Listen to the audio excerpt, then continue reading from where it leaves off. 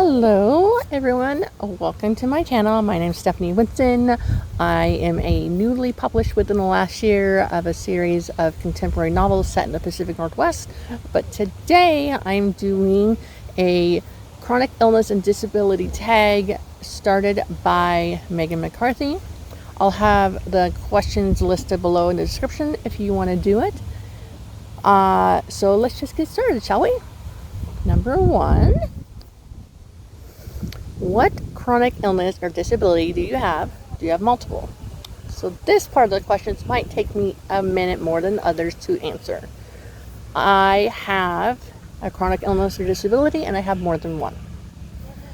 So I have scoliosis, which is a chronic illness, disability. I don't know what you would call it, but I have scoliosis. I had surgery to correct my curvatures of the spine when I was 17.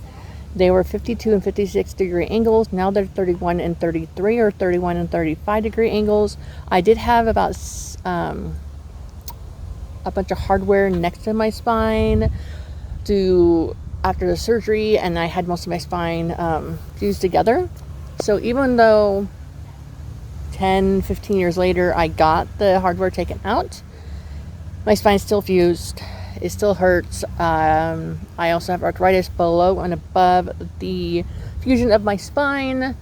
I also suffer from alopecia, but the kind of alopecia where you lose your hair. Now there's 3 types. The type that I have is I lose my hair in patches, and it's about every 3 to 4 years I'll get patches here and there on my hair. Once in a while, once every 3 to 6 years. Once every 3 to 6 years or 3 to 9 years, there'll be so much hair gone that I'll just shave it all off. But so far, so good this year. What else do I have? I have arthritis, alopecia, scoliosis, asthma, and also, most predominantly, I have multiple sclerosis. That's all the ones that I have that I'm aware of. Oh, wait, it's just newly diagnosed, I want to say adenomyosis. Hudson McCarthy just did a video about her diagnosis, and that is what I have. Unfortunately, the only way to cure it really is to remove your uterus, and well, my insurance won't let me do that. They won't say it's medically necessary yet. Whatever. Let's move on, shall we? Question number 2. Have you had your chronic illness or disability your entire life? So my scoliosis, I started showing up in 8th grade, so when I was like 14. Multiple sclerosis was when I was. Jackson is almost 9. I got it done. I got diagnosed when he was a year old. 31. Got diagnosed when I was 31. But after looking at all the symptoms and stuff, I'm pretty sure I was showing signs of it in my mid-20s. Let's see here. Arthritis. I wouldn't say like all my life, but in my late 20s, I started feeling it in my hands because I worked in a call center a lot. And now I can definitely feel it in my hip where I got a bone graft done for my back surgery. Let's see. What healthy coping skills have you learned because of your disability? I've learned coping skills. This one's a hard one. Let's see. Coping skills. I don't know. I think I'm handling it pretty well. I have my good days and my bad days. On my bad days, I rest more often. I used to feel like I was being lazy in the beginning if I wasn't out and about doing stuff, running around with my kids, being super active. But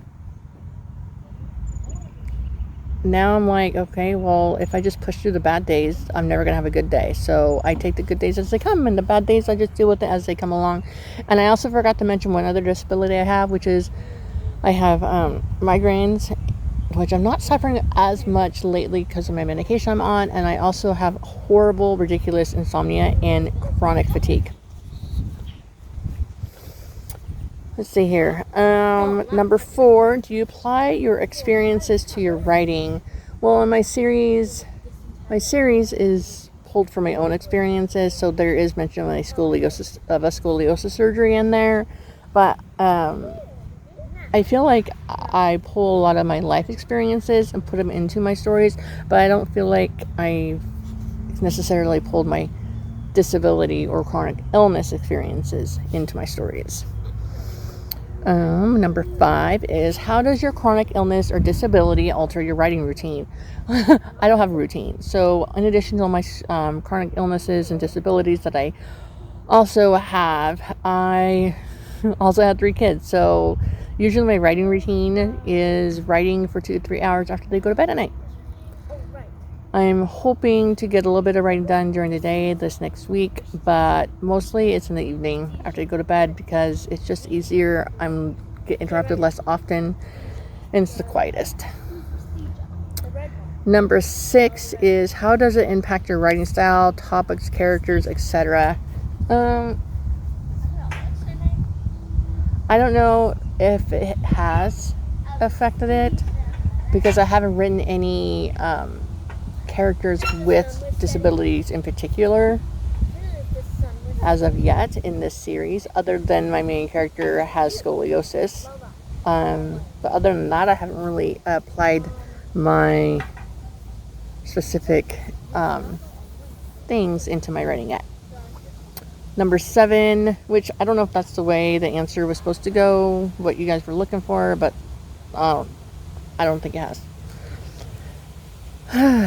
Number 7, what about your chronic illness or disability has surprised you? I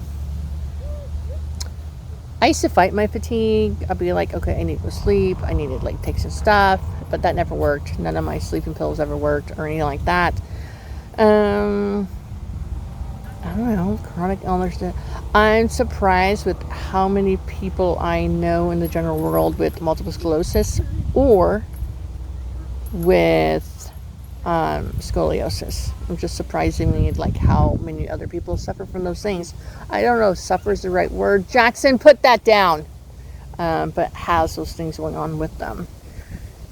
This next one is going to be interesting to answer, I guess. Number 8 is, how does your family react? So at the time I was married to my first husband, and he was like, I don't really think he got it. Honestly, don't think he got it. I think he was drinking too much to really understand what was going on. He didn't really even care that I got a spinal tap done for my diagnosis. The knee in the back, where I got the needle drained, or the needle inserted into my spine, proved to me the fact he didn't really care. His mom, my former mother-in-law, said, oh, you're fine. You just have 3 kids, and you just need to take a nap. So there's that. My sister, who is 14 months younger than me, said, when she found out I had multiple sclerosis, said, well, isn't that an old person's disease? Why aren't you in a wheelchair? And honestly, that's how a lot of people would react outside of my family. They'd be like, oh, but isn't that for old people? Or they would take a step back as if I was going to give it to them. As far as my kids, let's see here. Oh, how many times can I say in this video, honestly? Let's see. My youngest was a year old when I was diagnosed, so then they were 1, 3, and 5. So they didn't really notice a difference, really. So they know that some days I'm good, sometimes I'm not so great. My oldest daughter likes to make fun of me when I mix up my words, but the other 2 somehow always know what I'm trying to say. So there's that. I feel like my younger 2 are more understanding than my oldest daughter, but it is what it is. Number 9, what do you celebrate about your chronic illness or disability? I celebrate that I'm able to remember my name and dress myself. I'm able to get myself around. I'm able to do things for myself because I know the majority of the people with multiple sclerosis at some point in their life that won't be the case. So I celebrate the fact that I am able to travel around the country. I'm able to do stuff with my kids. I'm able to do things. That's what I celebrate. And number 10 is, what is your favorite form of self-care? Hot soaking baths and just when I need to rest, I lay down and rest, and I either watch a bunch of Netflix or I read a book. And I'm getting way better at asking my husband, like, hey, can you cook dinner? Which he's fine cooking dinner. It's fine. He just uses all the dishes. It's fine. I'm getting better at asking for help. And I'm getting better at taking a break. And I'm getting better at telling people, no, I don't want to cram 20 different activities into one day. And there's that. All right, so I think that's it. I'll have the questions down below in the description if you want to do the tag. There you go. All right. Thank you, and have a wonderful day.